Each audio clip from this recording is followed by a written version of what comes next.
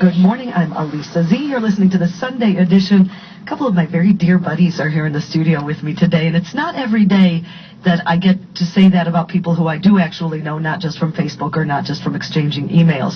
We're going ladies first, Tim. I know you don't mind that, and if you do, too bad, because you're outnumbered. We're starting good morning to Karen Whitefoot. Good morning, Karen. Good morning. Now, you and I met through another mutual friend, through our friend Dane, who reached out to me a few months ago, and he said, I met the most incredible woman. Her name is Karen Whitefoot, and she wants to organize something to help the family of the fallen police officer, Patrick O'Rourke. And for those of you who don't remember, Pat was a Bloomfield Hills, West Bloomfield police officer who was killed in the line of duty.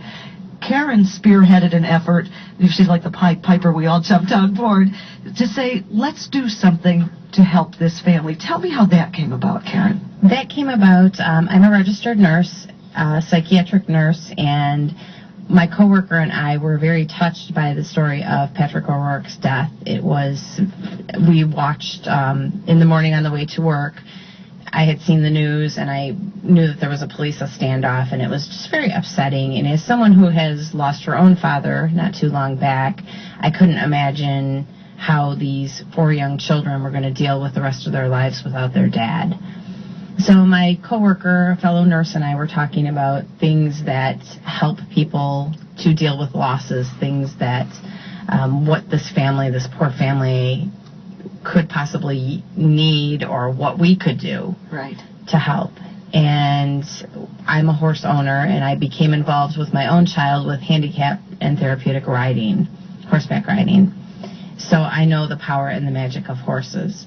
If you can talk a little bit about the specifics, because I've met your beautiful daughter, Hannah, and I've seen her in action with the horse, even as she led my own daughter along in the horse. So if you can talk a little bit about what Hannah's challenge is and how you came to find out about the healing power of horses, please. Hannah is a twin, and she was a premature baby. When she was born, she was diagnosed with cerebral palsy. And as a mom, I wanted to find any kind of therapies, alternative therapies that we could look at that may help her overcome the challenges that she would have to face in her life. So we looked at horseback riding. And I put Hannah on the back of a horse when she was about 18 months old, and she was in love and off and running from that moment forward. She just became enamored with horses. And I watched her transform into this beautiful young woman who now it's almost unrecognizable that she has any kind of challenges, because I believe that it was the power of the horseback riding and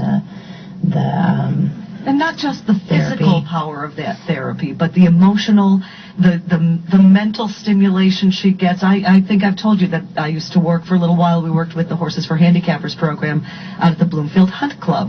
And I would see these kids get up on the horses, and these are kids who maybe cannot walk, so they needed somebody holding them onto the horse, for example, and could barely hold themselves up. And the smiles and the explosions that would come out of these kids. So I've got to believe, and I know we're not offering medical advice here at all, I want to go on record saying that. However, the emotional component of the healing power of putting a little child up on that magnificent beast has got to be immeasurable. It truly is. You can watch a child maybe who has Down syndrome or who has got other challenges get up on that horse, and you're right, smile, talk, speak, hug the animal. It also brings a huge component to the child's self-esteem. The fact that they can get on this animal and not be afraid.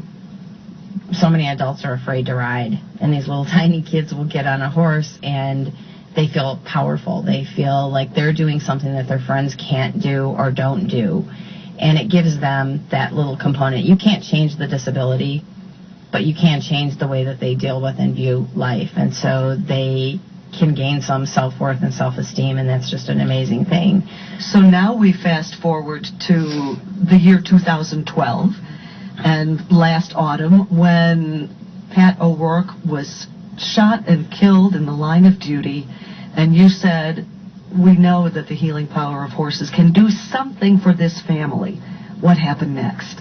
What happened next is I called Dane, our friend Dane, who has a lot of contacts and is an amazing gentleman. He immediately got on the phone with the West Bloomfield Police Department and spoke with the family liaison and made arrangements for us to be able to bring some horses over to the house as a surprise to the children. Now, I know there are people listening going, wait a minute, did you just say you took horses to the house? I was there, ladies and gentlemen. Yes, we took horses to the O'Rourke house.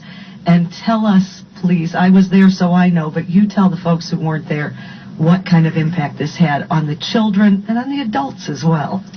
We started out with, an idea, and as Elisa said, it went from one person to the next to the next. Everyone picked up a thread, and we were able to weave this amazing, beautiful blanket of comfort for this family.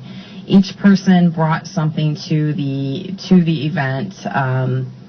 The children did not know we were coming. Mom knew we were coming, and we knocked on the door with 2 horses.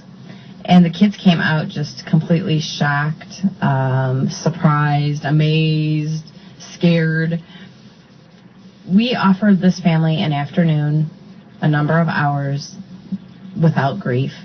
They were so surprised to see us and so thrilled that the kids laughed, the kids smiled.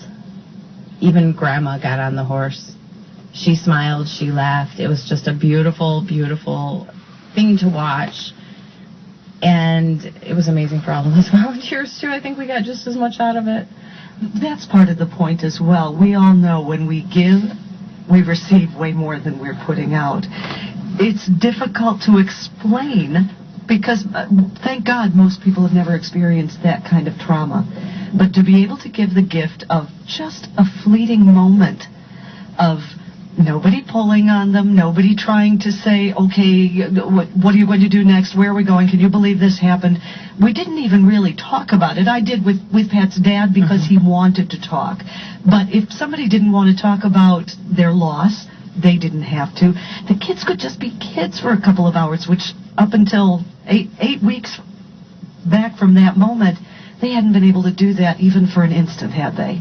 They had not, and we just had so many amazing people. We had people behind the scenes that came on board. We had people that came to the house. We did have a team of about 50 volunteers. We had Tim Scarberry from Windwalker Farms came with his trick horse and did some amazing stuff. The horses, by the way, wore party hats. They wore birthday party hats, too. Because it happened to be their daughter's birthday. Yes. Which was another added thing that we did not know at the time we planned this, so it ended up being a surprise birthday party. When you left that day, right, it was magnificent. The weather magnificently cooperated for a November day in Michigan because one never knows. I know you left there thinking the same thing a lot of the other volunteers were thinking. This isn't the end of something. This is the beginning of something. We did feel like we wanted to continue doing this. We felt, I really can't even begin to tell you the feeling that all of us had planning the event. When Tim pulled the trailer up and the horses came out, we were just overcome by emotion. Just the fact that we were able to bring this to the family, this party, this few hours of escape from their sadness. And we knew we wanted to do it again. We knew that this was something that we wanted to continue, all of us wanted to continue to be able to offer to other children, other families, other people that need some smiles.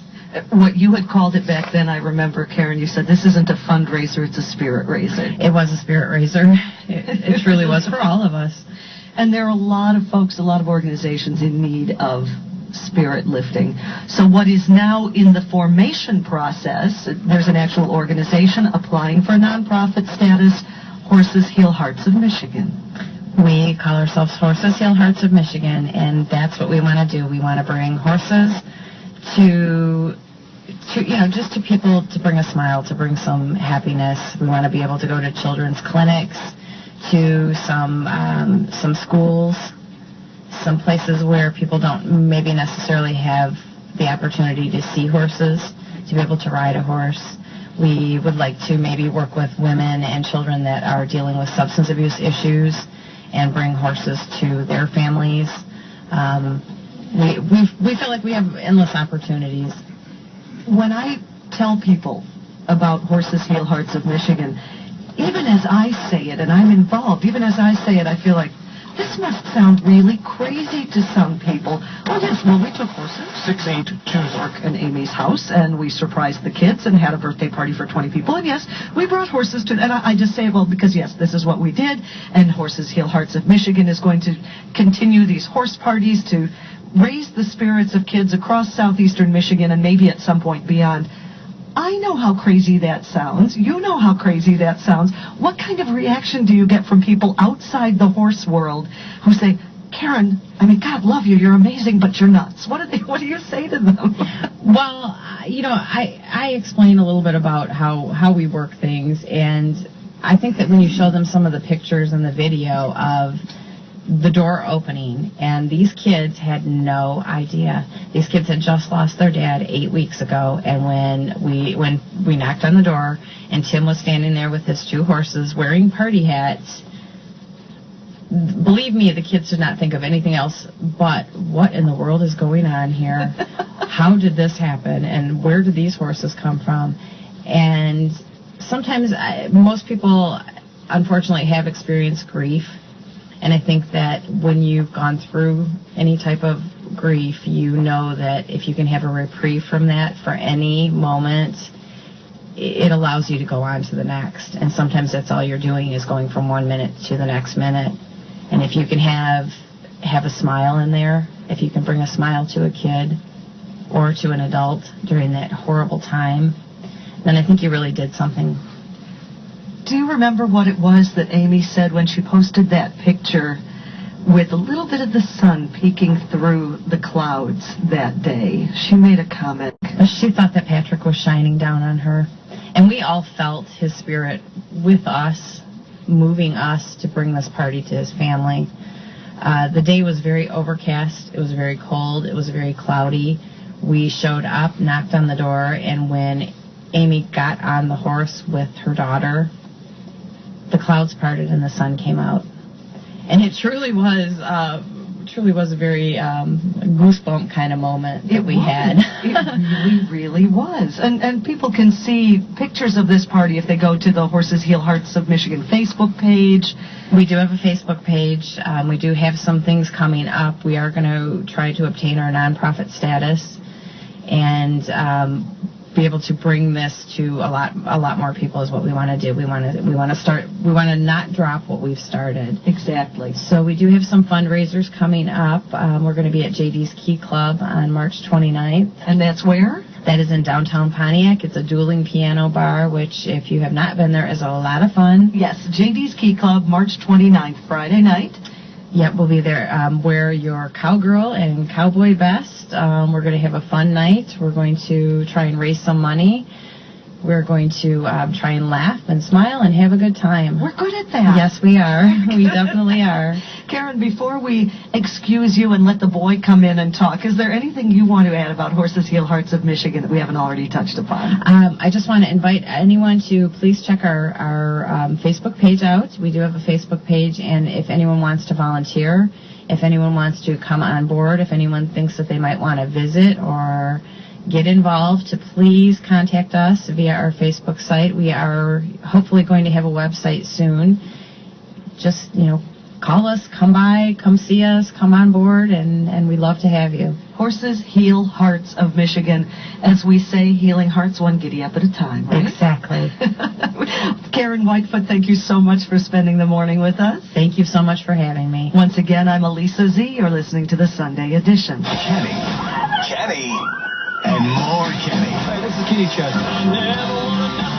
Kenny, Henry Church, Eli Young Band, and Casey Musgrave. August 17th, Ford Field. Want to go to the show? Win yours on the free ticket station. 99.5 WYCZ. Good morning, I'm Elisa Z. You're still listening, thank you very much, to the Sunday edition. And we're still talking about horses and their magic. And to that end, I'm joined by Tim Scarberry, Windwalker Farms.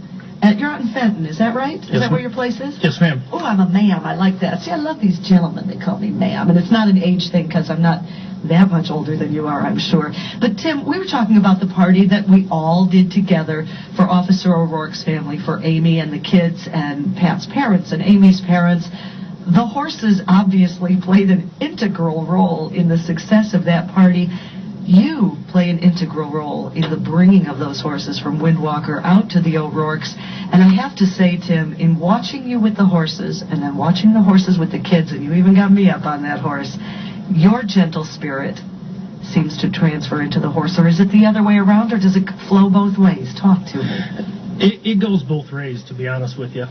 When I was approached to do this, this is something that really has been on my heart for many years, to be able to take my horses and go and do some things for kids to try to uplift their spirits. And the folks seemed kind of surprised when I jumped at the opportunity. They were inquiring as to if I would be interested or if I knew anybody. And as soon as I had the opportunity, I was absolutely tell me when and where. This is something I've really felt strongly about for a long time. And I've been with horses my entire life, and I kind of grew up with being taught like a cowboy kind of mentality, kind of being rough with them and showing them who's boss, and just really, borderline abuse was how I was taught how to handle horses. And not how you handle your horses. Oh, absolutely not. It's shameful, to be honest. To look back at what I was taught and what we used to do and how we handled them was shameful. And about probably 2000, 2001.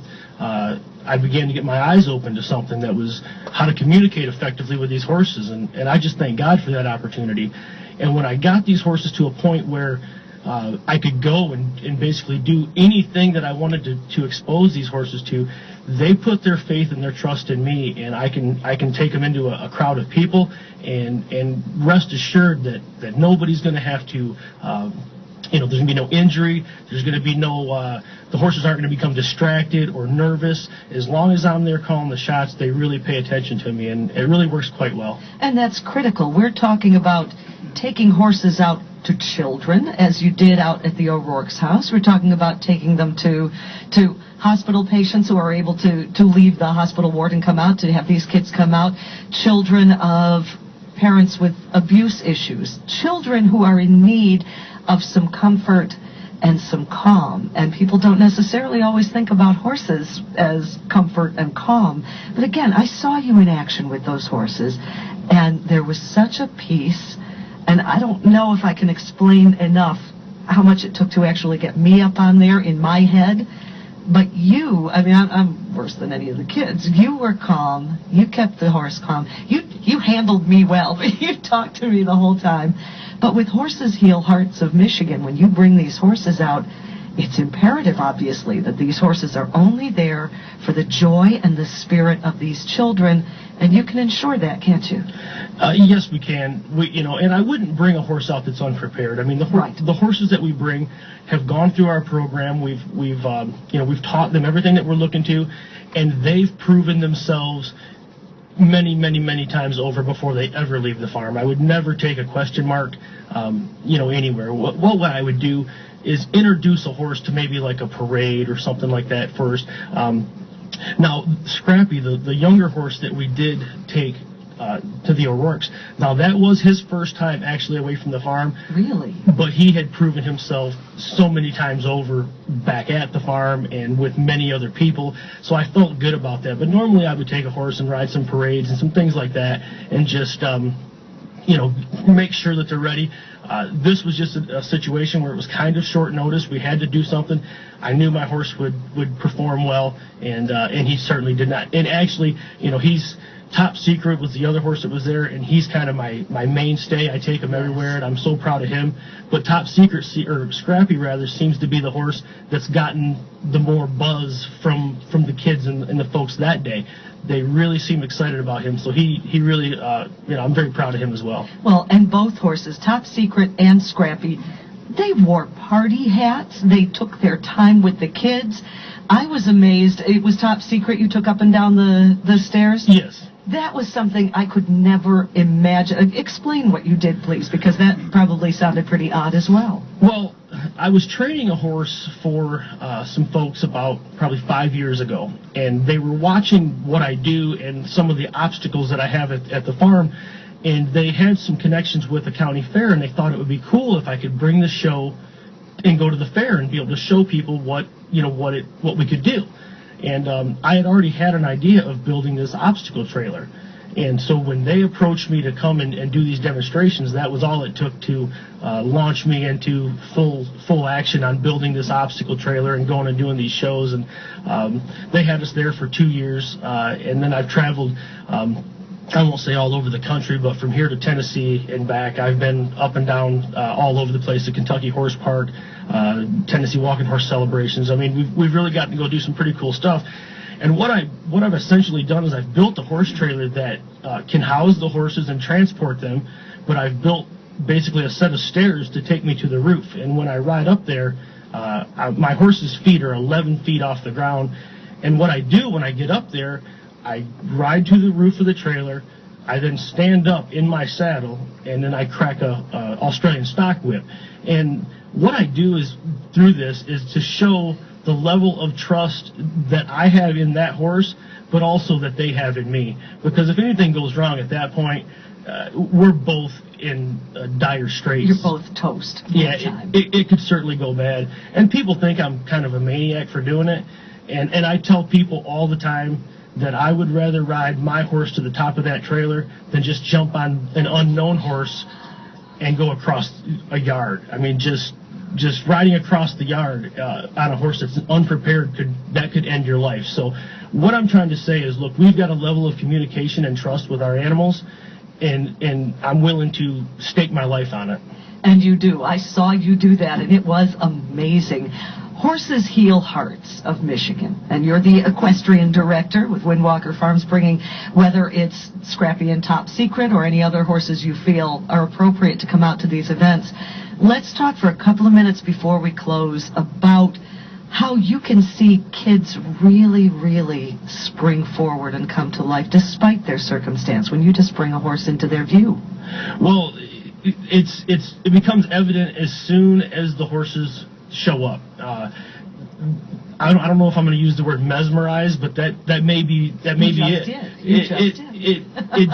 It just the smile just comes on their face, and you've got their attention. And whether I'm doing something like we did for the O'Rourke's, where it was just a kind of let them spend some time with the horses and lead them around, or other times I go out and kind of talk horsemanship and some things to the kids.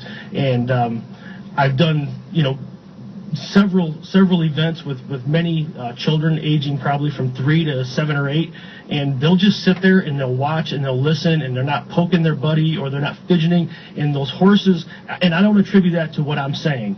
I think that they're interested in the topic, and they'll sit there and listen to what we've got to say, and just are so excited to be around a horse.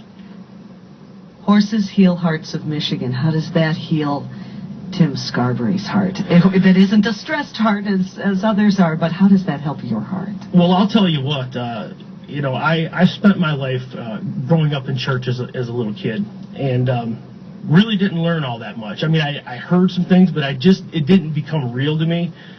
But what the Lord has done through these horses is He's gotten me to be quiet. He's taught me how to be patient, because to earn these horses' trust, I've got to be patient, and I've got to be kind, and I've got to become a leader to them.